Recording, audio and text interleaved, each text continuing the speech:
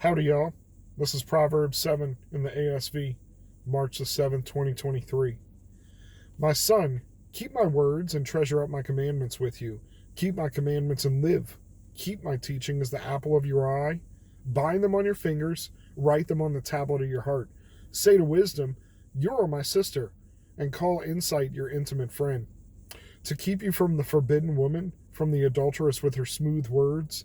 For at the window of my house I've looked out through my lattice, and I've seen among the simple, I've perceived among the youths, a young man lacking in sense, passing along the street near her corner, taking the road near her house. In the twilight, in the evening, at the time of night and darkness. And behold, the woman meets him, dressed as a prostitute, wily of heart. She is loud and wayward, her feet do not stay at home. Now in the street, now in the market, now at every corner she lies in wait.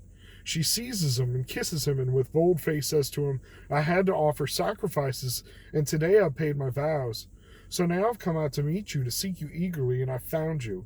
I've spread my couch with coverings, colored linens from Egyptian linen. I've perfumed my bed with myrrh, aloes, and cinnamon.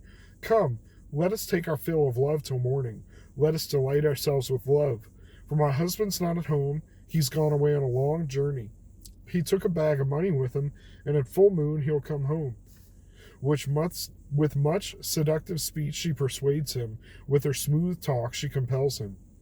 All at once he follows her, as an ox goes to the slaughter, or as a stag is caught fast, till an arrow pierces its liver.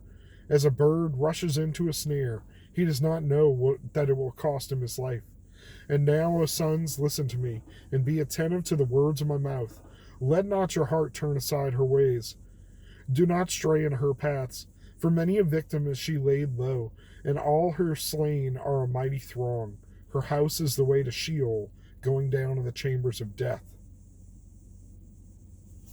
Man, lots of admonitions for both the gentlemen and how we conduct ourselves, and the ladies, out there and how they should conduct themselves.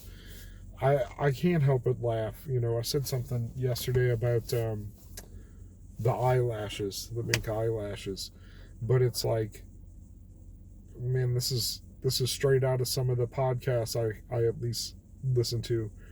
Where is it? And behold, a woman meets him, dressed as a prostitute, wily of heart. She's loud and wayward. Her feet do not stay at home. Now in the street, now in the market, now in every corner she lies in wait. And then on to say, basically, hey, come over tonight and let's just Netflix and chill and enjoy each other's company and body until the morning. And that sounds great and all. But then she even specifically mentions, oh, hey, and I do have a husband, but he's got a bunch of money and he's got a schedule. He won't be home till the full moon. That sounds like an opportunity for disaster, both now and later. And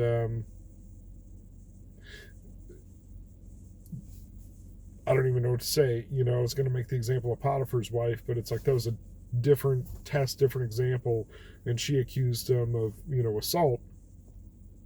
But in this case, if you've got the lady of the night, the 304 in the clubs, and being loud and boisterous and can't tell me what to do, and nothing wrong with my body count kind of lady, well, maybe they'll be less inclined to believe that a passing person committed some kind of assault against him. But either way, better to not get entangled with them from the start, because as he entertains the idea, she essentially talks him into it, which, I mean, come on, we can be honest here, dudes are not hard to talk into that, but because we don't always think with our most appropriate organ of judgment. But essentially, he should have disengaged. This guy, Solomon, is watching through the lattice and checking him out, or maybe it's his mom looking through the lattice here and watching this unfold. And it's like, how often did that happen, versus how often did somebody no, stop, be gone. So I don't know, interesting stories within the Proverbs. And let's bring it back around to a more positive thing. I'm all about the gardening, and I'm interested in some of the historical plants in the Bible, and I'd like to have a garden that reflects that. Where I'm at, I'm going to have to do some pot and pot agriculture. I like my figs. We got figs. Um, I'm trying to get another olive tree. I managed to kill my baby olive, so I'm going to get another one, do pot in a pot. A myrrh tree, I don't think I can really manage that where I'm at. Maybe it's a small tree just to be like, hey, I have one. Not as something I could harvest size. Aloes, I used to have hundreds of them.